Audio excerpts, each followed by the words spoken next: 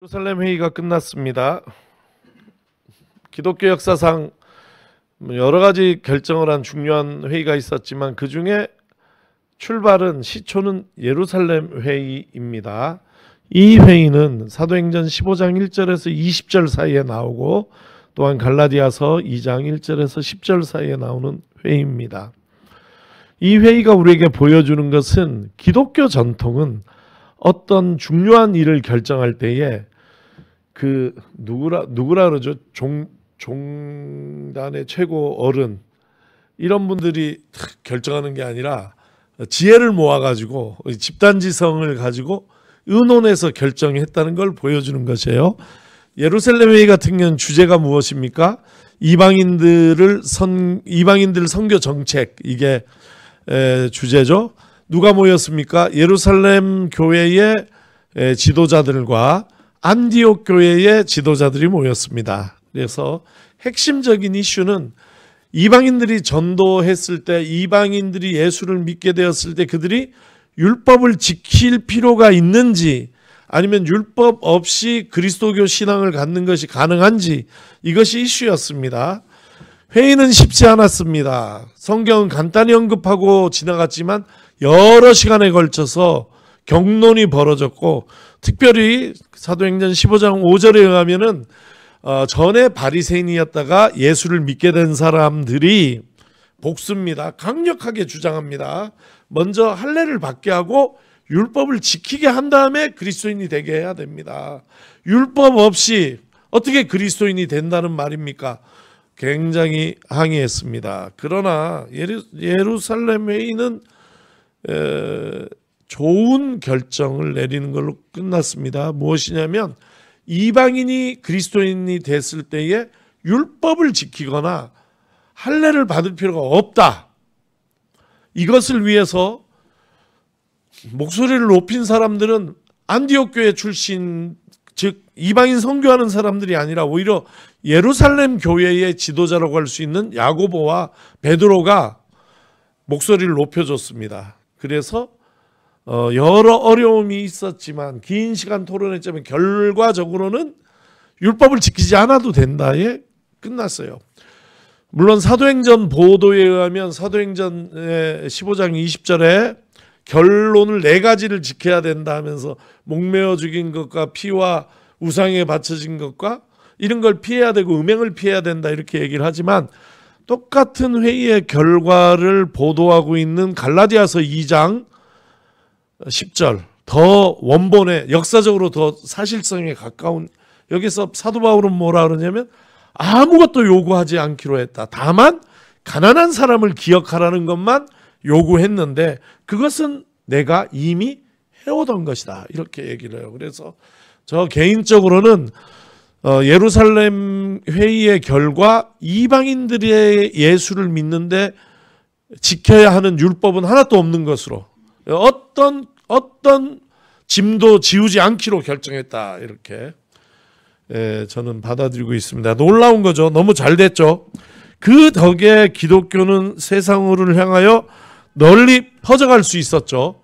만약에 그리스도인이 되는데 이방인이 율법을 알지도 못하고 들어보지도 못한 사람들이 그리스도인이 되는데 처음부터 율법부터 공부해야 되고 율법을 지키고, 유대인들도 지키지 못하는 율법을 지키고 거기다 할례까지 받아야 된다고 하면 그리스도교는 유대교와 같은 하나의 종족 종교로 전락하고 끝나고 말았을 것입니다. 그러나 이 예루살렘 회의가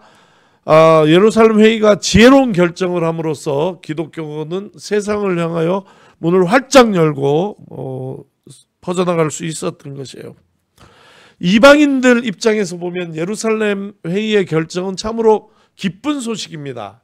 그런데 이 기쁜 소식을 안디옥 교회에서 온 바울 바나바에게 전달하도록 한 것이 아니라 예루살렘 교회는 이 기쁜 소식을 본인들의 대표를 뽑아서 사절단으로 파송했어요. 그 사람들이 누구냐면 유다와 실라라 이렇게 얘기를 하고 있어요. 유다와 실라를 직접, 예루살렘 교회 지도자들에 해당하는 유다 실라를 직접 안디옥 교회를 찾아가게 한 거죠. 그럼으로써 이방인 교회들에게 지금 이방인 그리스도인과 유대인 그리스도인들이 만나서 어떤 결정을 했는지를 전달하게 했는데, 말로 전달할 뿐만 아니라 편지도 써서 손에 들려 보내줬어요. 그 편지 이야기가 오늘 본문인 것이에요. 저는 이 편지 내용 중에 요 장, 요 절, 15장 28절과 29절이 제일 제 마음에는 와닿습니다. 이걸 읽을 텐데, 우리가 수요 골방 기도할 때, 말씀 읽기 할 때 늘 말하잖아요. 한 번 읽고 두 번 읽으면서 이 구절의 말씀 중에 내게 제일 와닿는 표현은 무엇인가, 그 말씀을 붙들자고 얘기하는데, 오늘 설교가 그런 방식입니다. 이 전체 22절에서 29절 중에 특별히 이 두 절이 와닿았고, 이 두 절을 여러분 지금 읽을 때 여러분 마음에는 어떤 표현이 제일 마음에 와닿는지 한번 살펴보세요. 같이 읽습니다. 성령과 우리는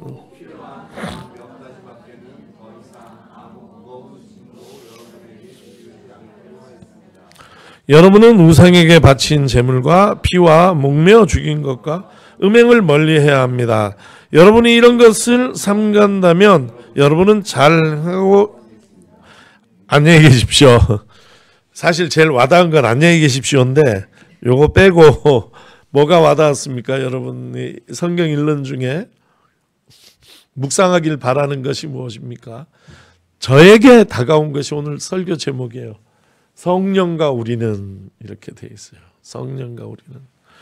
무슨 얘기냐면, 예루살렘 회의에 그렇게 어려운 과정을 거쳐서 토론하고 서로 설득하고 하는 그런 과정을 거쳐서 결론을 딱 내렸는데, 일단 결론이 내려진 다음에 이걸 편지로 옮길 때에 이 결정을 누가 내렸는가 이야기할 때에 성령과 우리가 함께 내렸다, 이렇게 얘기하는 거예요.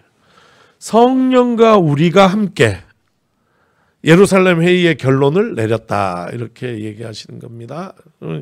명백하게 눈에 보이는 것은 우리, 즉 예루살렘의 교인들과 안디옥 교회 교인들이 이걸 내렸을 텐데, 그러나 이분들은 눈에 보이는 것 이상으로 성령께서 이 과정에 동행하고 계셨다는 것을 고백하면서 이 결정의 주체를 성령과 우리라고 얘기를 하는 것이에요. 저는 이 얘기를 읽으면서 이 성령과 우리의 관계에 대해서 다시 한번 생각해보는 어떤 키워드가 되는 것이에요. 너무 좋았어요. 왜? 제가 너무 좋아해서 설교도 자주 하고 글을 써서 기고도 한 적이 있는 성령론 관계된 구절 중에 제가 제일 좋아하는 구절이 있어요. 성령 관계된 구절 중에 우진성 목사가 제일 좋아해서 여러분에게 거듭거듭 얘기한 구절을 로마서 8장 16절 이 말씀이에요. 같이 읽어보겠습니다. 시작.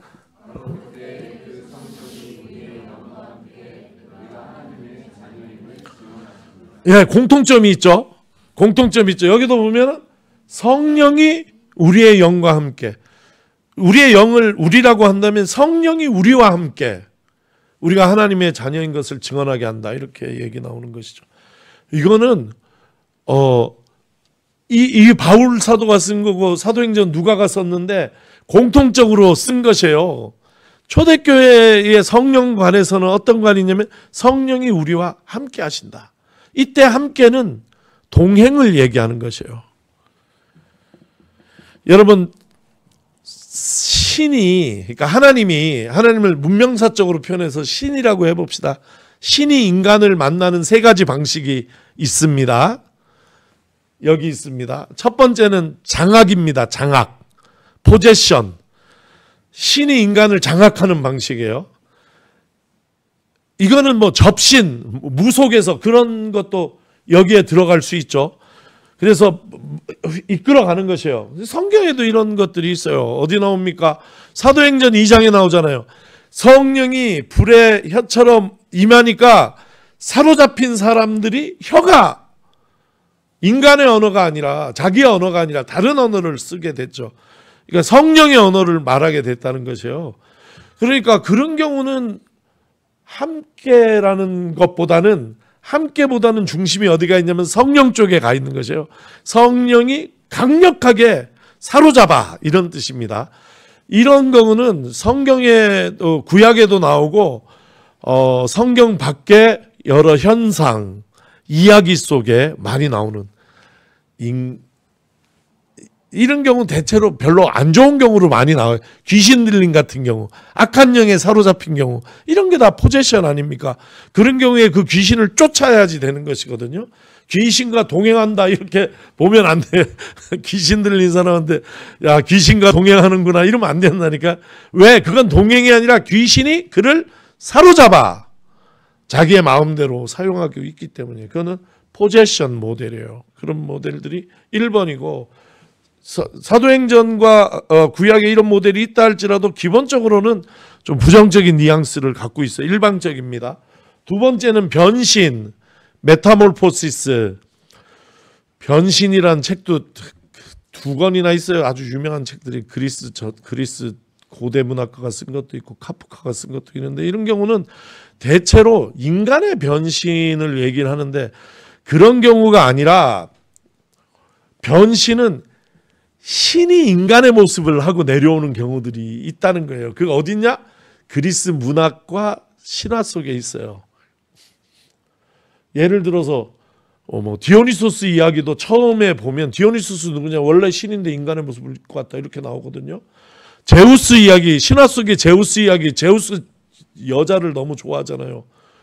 그래서 이쁜 아름다운 여인들을 보면 그 남편의 모습으로 변신하여 그 여인에게 다가가서 동침하는 모습들이 나오죠. 그것도 시간이 하룻밤이 짧아서 밤의 길이를 3배로 늘리고 이런 이야기들을 하는, 그때 신이 변신해서 인간에게 내려왔다. 이때는 메타몰포시스, 변신, 이런 얘기죠. 성경에도 나와요. 사도행전에, 창세기에 3명의 나그네가 아브라함을 지나갈 때 아브라함이 그들을 환대했는데 그 안에 하나님이 계셨다, 이런 건데, 그 변신의 모델이에요. 그런 것도. 아니면 마태복음 22장에 너희는 내가 배고팠을 때 먹을 것을 주었고 내가 목마를 때 마실 것을 주었고 할 때, 그때 내가가 세상에 약한 사람의 모습으로 나타난 주님을 뜻하니까 그것도 변신이에요. 그러니까 이런 모델이 있는데, 저는 이런 신이 인간을 만나는 모델 중에 제일 좋아하는 모델, 그리고 이것이야말로 그리스도교의 정체성 같은 것이다 하는 거는 동행 모델이에요. 컴패니언. 이 모델의 시초는 어디냐? 이게 완전 시초는 아니고 구약에도 좀 있지만, 그러나 그리스도교 안에서는 시초라고 할 수 있는 거는 예수님이 세례받는 장면이에요. 예수께서 세례받을 때에 하늘에서, 그 다음에 좀 해보세요. 이렇게 죽이 맞아야지. 성령이 비둘기처럼 내려와 예수 위에 머물렀다요. 머물렀다요. 그러니까 그때 성령이 예수를 사로잡았다 이런 게 아니고, 이게 아니고 예수 위에 머물러서 예수와 동행했다 이렇게 나오는 거죠. 그러니까 이거는 예수님과 성령이, 하나님의 영인 성령과 예수가 동행했다 이렇게 됩니다. 이게 이제 예수님 관련해 가지고 장학 모델은 뭐냐면, 예수님이 시험 당할 때에 성령이 예수를 끌어다가 악마에게 넘겼다, 시험 당하도록. 예수님이 40일 금식 후에. 그런 거는 이거지만, 또 세례 받을 때 성령이 임했을 때는 예수와 함께했다, 예수님과 동행했다, 예수의 머리 위에 머물렀다, 이렇게 이 모델이죠. 오늘 여기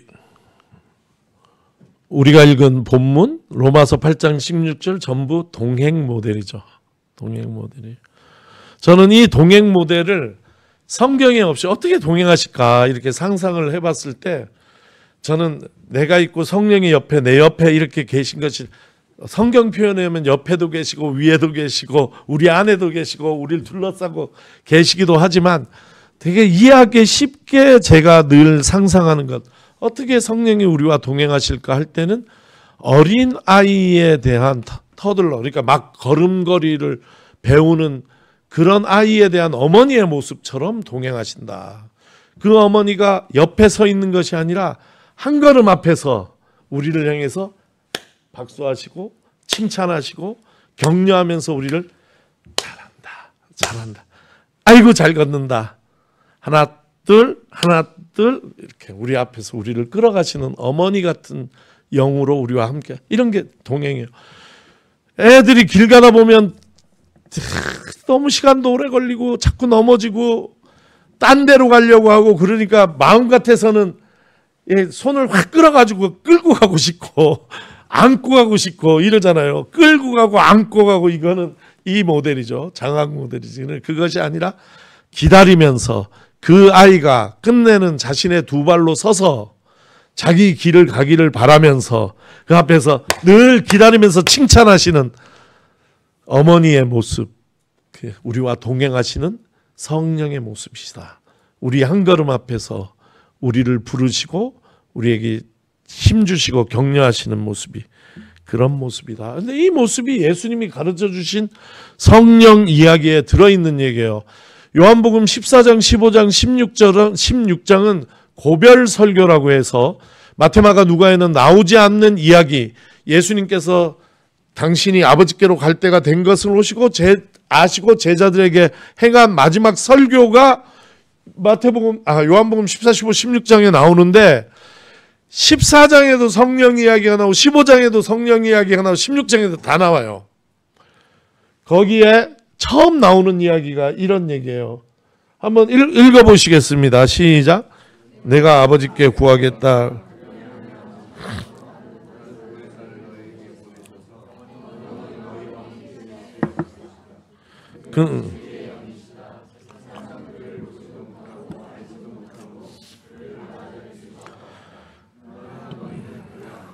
그것은 너희와 함께 계시고 또 너희 안에 계실 것이기 때문이다. 여기 핵심은 뭡니까? 영원히 함께, 너희와 함께 계신다. 그러니까 우리와 동행하시는 보혜사 성령에 대해서 얘기를 하고 있는 것입니다. 그러니까 예수님의 성령에 대한 예수님의 요한복음 가르침은 전부 다 성령이 너희와 함께 하실 것이다. 그래서 너희가 무엇을 말해야 될지 알게 하시고 이미 내가 너희에게 가르친 것을 너희가 깨달아 알게 하신다. 동행하신다. 이런 얘기를 계속 반복해서 하고 있습니다. 그러므로 우리가 로마서 8장 16절과 사도행전 15장 28절과 여기 있는 요한복음 14장 말씀, 또 읽지 않은 15장 말씀, 16장 말씀을 통해서 알 수 있는 것은 믿는 자들에게는 성령이 함께 하시고 성령이 동행하시고 우리와 함께 일하신다 하는 것입니다. 동행하시는 성령, 이 개념이 굉장히 중요합니다. 여러분 분명히 깨달으시기를 바랍니다. 목사 입장에서 얘기를 해보면 이런 게 작은 교회 하는 목사 이런 게 어려워요.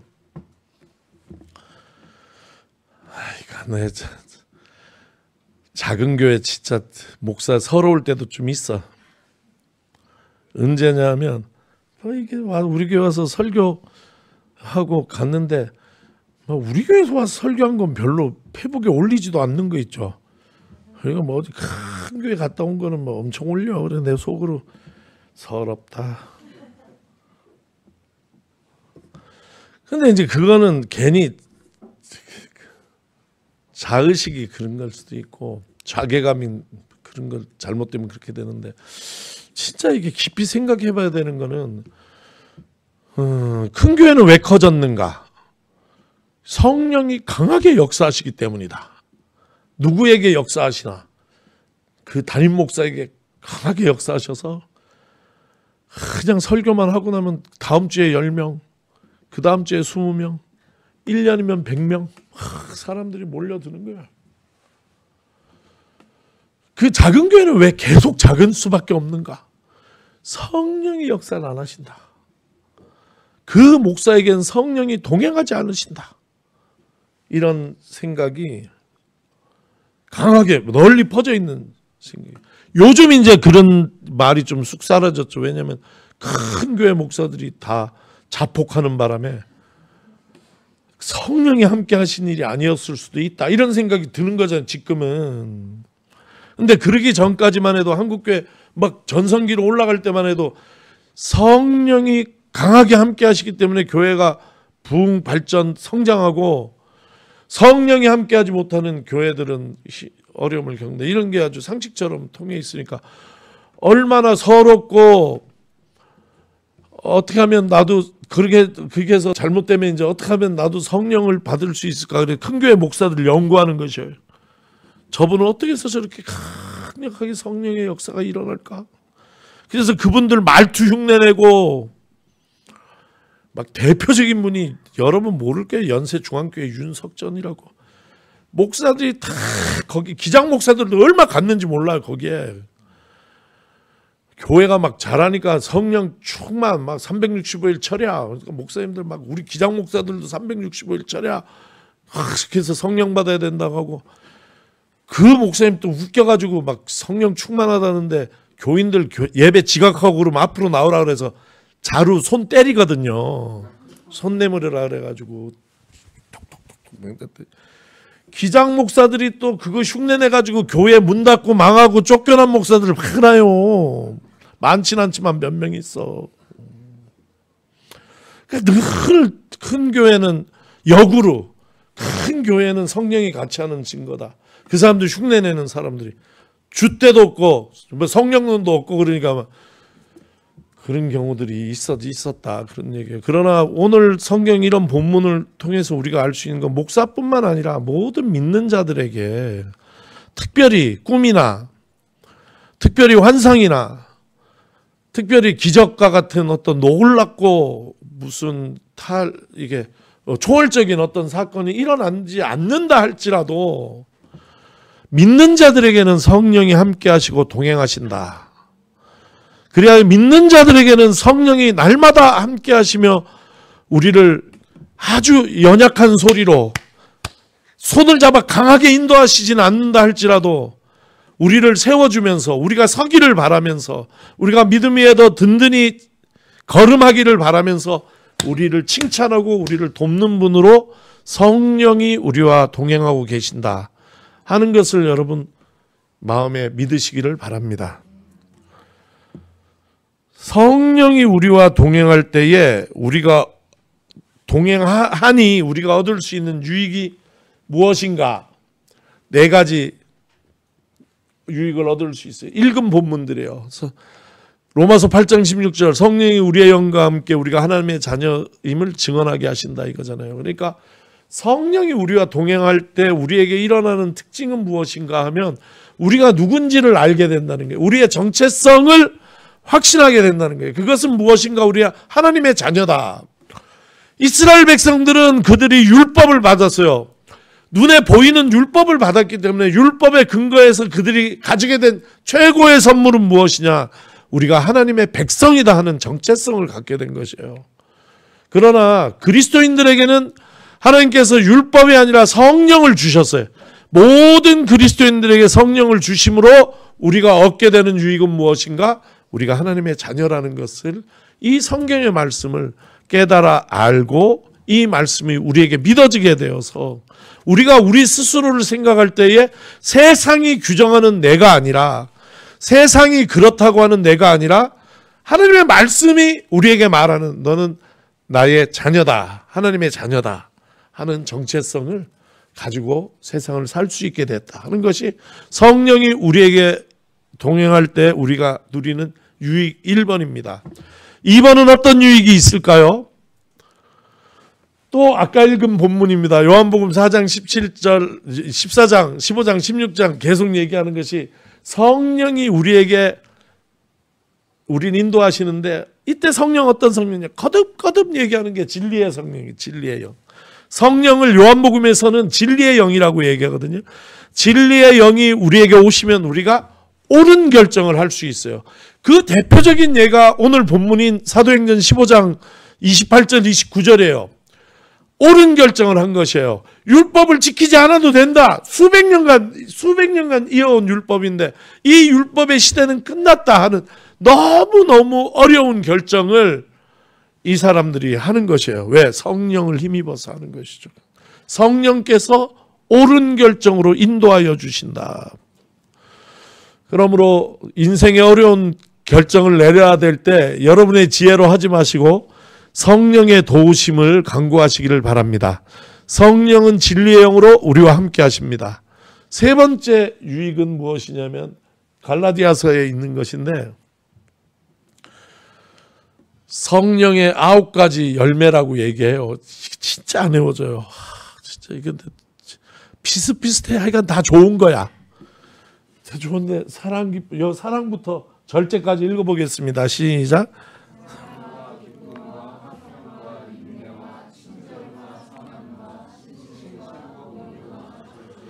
네, 이 성령에 동행하면 이렇게 우리가 이런 인격적인 요소들을 갖추게 되는, 그러니까 우리 인격적으로 변화된다는 거예요. 그런데 그 인격은 9가지나 써놨는데 우리 한마디로 얘기하면 그리스도 예수를 닮아가게 된다 하는 것이에요.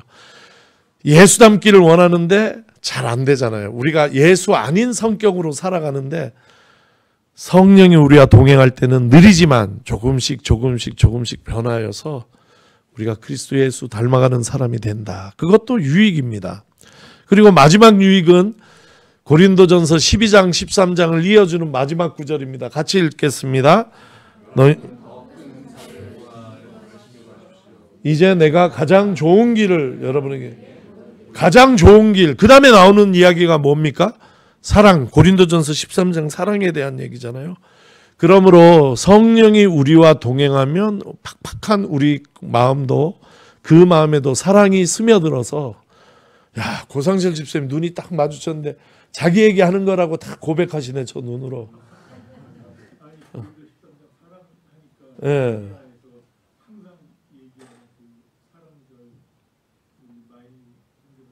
예.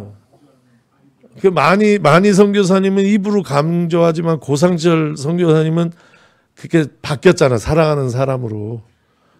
예. 원래 고상철하고 사랑하고 아무 상관이 별로 없었잖아요. 근데 엄청 바뀌어서 사랑하는 사람이 되어가잖아요. 내가 볼 때는 그래요. 진짜 살아있는 증인이에요. 저런 분들이. 고상철 집사님 볼 때마다 성경의 성령의 능력에 대해서 여러분이 변한 것보다 조금 더 많이 변한 분이니까 내가 볼 때는 우리 교회에서 제일 많이 변한 분이에요. 우리 어릴 때부터 알았어요. 우리 마음이 돌잔치에 내가 갔었다니까. 많이 바뀌었어. 엄청 많이 바뀌었어요. 성령의 능력을 드러내는 분이 고상철 집사님이에요. 딱 봤는데 눈이 딱 마주쳤는데 본인이 그 얘기를 하고 계시네, 눈으로.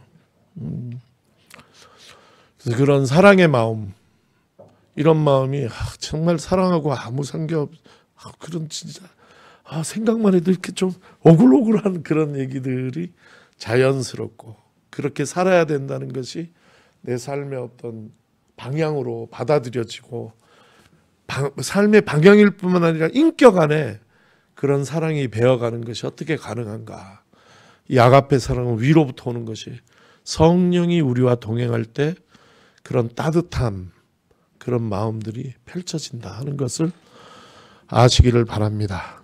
성령은 믿는 자들과 동행하고 이 지식을 알 때에 이런 것이 더 구체적으로 우리 삶에 일어나는데, 성령은 믿는 자 모두와 동행하는 영이시고 성령이 우리와 동행할 때에 우리가 누구인지 분명히 알게 되고 우리가 결정할 때에 도움을 받을 수 있고 인격적으로 변화하고 사랑할 수 있게 된다. 이런 많은 유익들 중에 4가지를 제가 가져온 것이에요. 그러므로 여러분, 하나님의 영, 예수 그리스도의 영인 성령이 우리 모두와 여러분 한 사람 한 사람들과 동행하고 있다는 것을 여러분 깨닫고 인정하시고 성령과 동행하는 삶을 살기 위해서, 그런 삶을 걷기 위해서 여러분 노력하시기를 바랍니다. 그때 우리에게 이런 유익들이, 영적인 유익들이 구체적으로 일어날 것입니다. 그러므로 성령의 도움을 받으며 사는 것, 성령과 동행하는 삶이야말로 우리 인생을 가장 잘 사는 길이다. 저는 그런 얘기를 드리고 싶어요. 유대인들은 율법에 순종하는 삶을 살았다면 그리스도인들은 성령에 순종하는 삶을 좀 살았으면 좋겠어요. 그걸 사는 게 우리가 가야 하는 삶의 방식입니다. 예를 하나 들어보겠습니다. 성령과 동행하는 삶이 얼마나 우리 인생을 쉽고 평안 가운데 인도하는지에 대한 예화입니다. 이거를 설교를 다 쓴 다음에 예화가 잘 생각이 안 나가지고 챗 GPT한테 물어봤어요. 내가 이런 설교를 준비했는데 예화가 설교가 생각이 안 난다니까 네가 성령과 우리와의 관계를 잘 보여줄 수 있는 예화 하나를 나한테 알려줘라 했더니 3초도 안 걸려서 목사님 이렇게 불러 목사님 등대와 배의 관계로 예화로 설명하는 게 좋겠습니다. 성령은 등불이 되시고 등대가 되고 우린 다 그 빛을 따라가는 배 같다 해가지고 등대 사진도 지가 어디서 하나 만들었는지 찾았는지 바로 딱 올려주는 거 있죠. 아유 근데 아직 수준이 나만은 못한 것 같아요. 그거를 못 쓰겠어. 아니 무슨 등대 주일학교 설교 하나 지금 얼마나 귀한 성도들을 모시고 지금 그래서 그거는 안 되겠다. 좀 이따 다음에 좀 더 얘가 좀 배워야지 되겠다. 나는 그리고 또 이게 뭐 어떤 게 좋나 비유로 성령 충만해서 사는 사람들 이야기가 아니라 비유 그러니까 사례가 아니라 비유를 어떻게 들까 할 때 이거 하나 뽑았는데 이것도 대부분의 사람들한테 해당하지 않는 건데 또 진짜 자전거 타는 법인데 이 사람 자전거 타는 법의 특징이 뭐예요? 이게 선수거든요. 이게 코어가 들어가 있잖아요, 그죠? 코어로 타는 게. 자전거를 제가 춘천에서 우리 집까지도 타고 그 이상도 타고 제 몸으로 그렇게 타면 놀랍지 않아요? 저 우리 교단 목회자 자전거 대회 공동 회장이잖아요.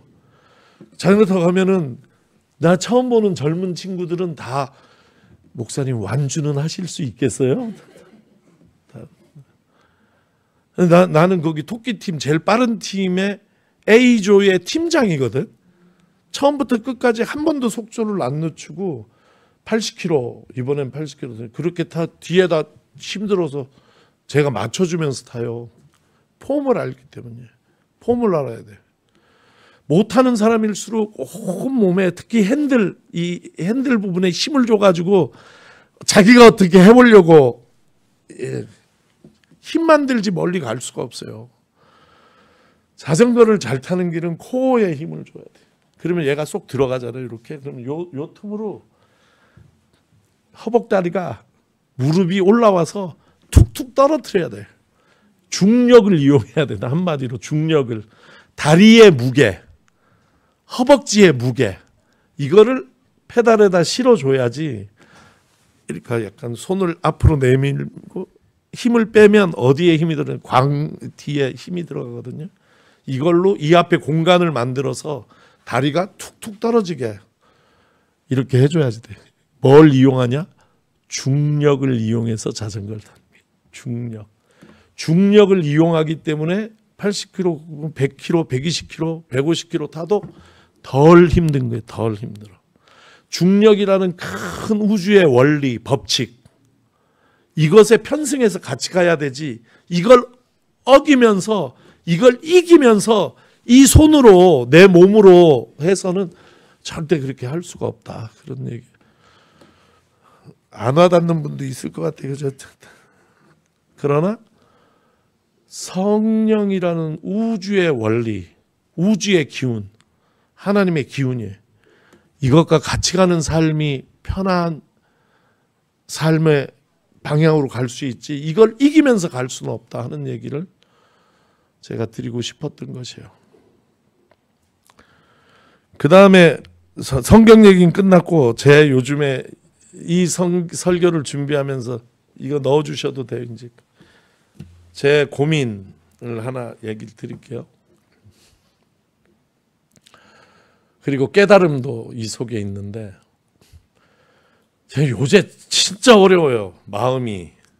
진짜 내가 목회를 못하는 것 같아. 목회를 너무 못하고 아주, 요 목회생들 와 있는데 아주 부끄러워 죽겠어. 아주 오지 마라 그러고 싶어. 약간 제 한계를 느낀다 그럴까? 이런 거예요. 그게 어디부터 이제 올해 목회를 봐봐요. 2025년 제 머릿속에 있는 목회. 그러면은 뭐가 중심이겠어요? 수련회가 중심일 거 아니에요. 정교인 수련회가. 그래서 정교인 수련회 쫙 올라가서 거기서 힘이 쫙 모아지면 그걸 가지고 어디로 가고 싶겠어요? 여기 표 있잖아요. 여기. 예? 표. 전도하여 복을 나누는 교회로. 그 교인들의 에너지를 가지고 글로 한번 쫙 가보자 이런데, 수련회까지는 좋았잖아요. 진짜 너무 성공적인 수련회로 막 에너지가 쫙 모이는가 싶었는데, 그게 다 내 착각이야. 그 다음 주일부터 교인들이 예배를 안 오기 시작해. 약간 우리 교인들은 약간 너무 심하게 믿으면 안 된다 이런 생각인데, 수련회 때 막 뜨겁게 하고 나니까 좀 식혀야 된다 이런 생각을 하나 봐. 교회가 너무 뜨거워졌다, 이거 좀 식히자. 아주 그때부터 예배, 지금도 봐봐요. 이게 우리 교회가 이렇게 빈자리가 요즘에 많이 생기고 그런다니까. 아니, 말은 맨날 내가 이웃 초청하고 뭐 전도하여 이러는데, 요즘 생각은 그냥 여러분이나 잘 나왔으면 좋겠다, 이런 거. 이게 교회의 최고 기본 기초는 뭐냐면 예배와 헌금이에요. 헌금도 이번에 어려움을 겪었잖아요. 우리가 예배도 안 돼, 헌금도 안 돼. 그러니까 나 혼자 이제 저기 마음이 가 있었던 게, 이거는 어디 진짜 말도 못하겠어. 내가 오늘 마음 먹고 얘기하는데, 예배 잘 드립시다 이런 거 내가 한번 저기 카톡도 써서 올렸어. 근데 진짜 그런 거 쓰기 싫어. 왜?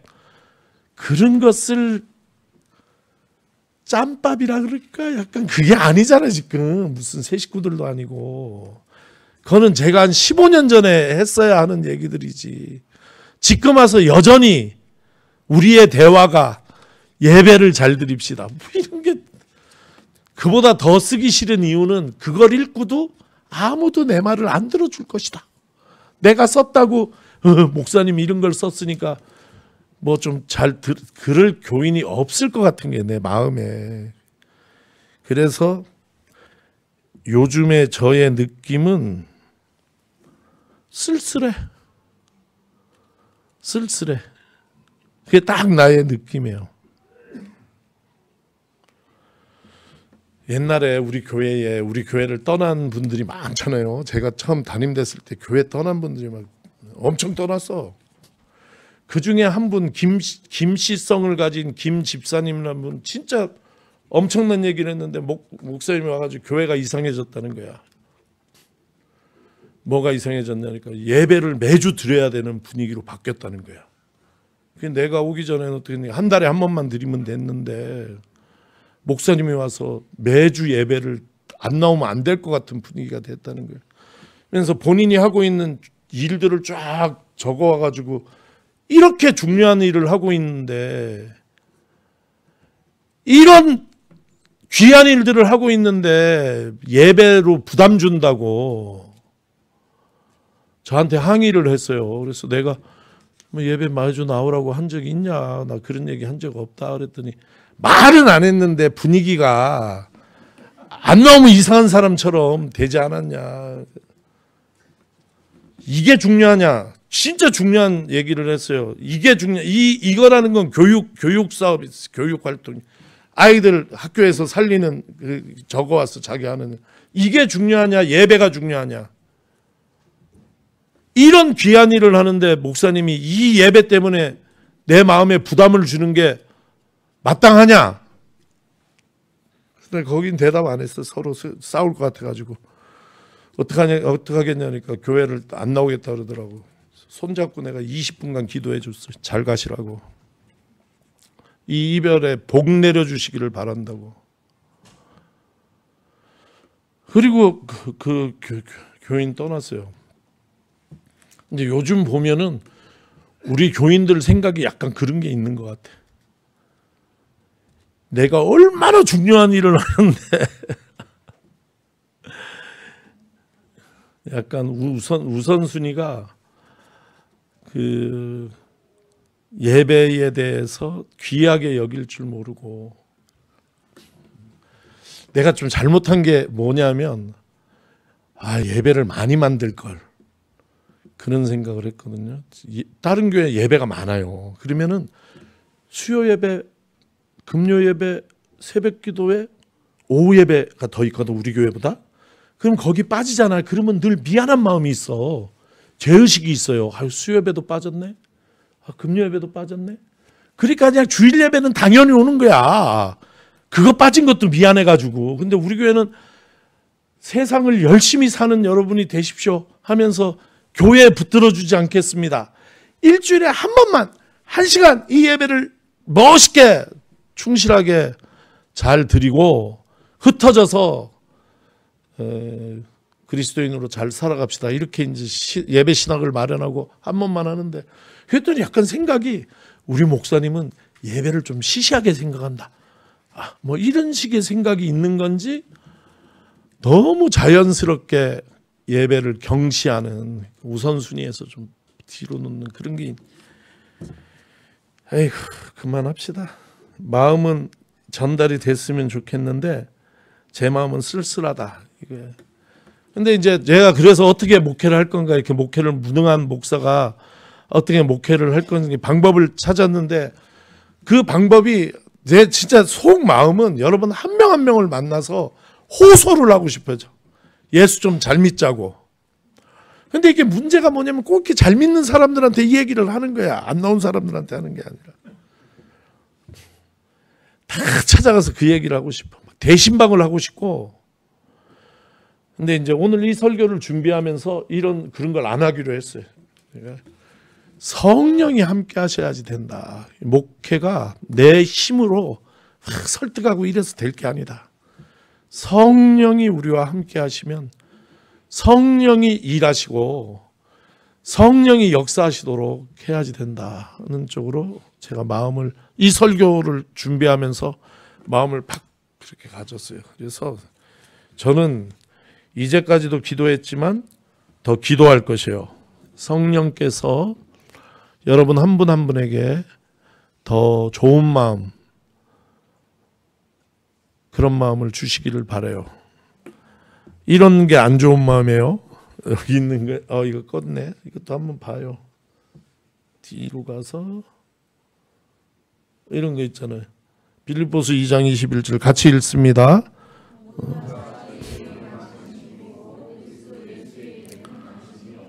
네, 제가 기도를 세게 할 거예요.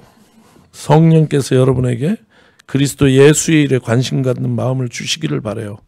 또 이런 마음 주시기를 바라요. 같이 읽습니다. 너희는 먼저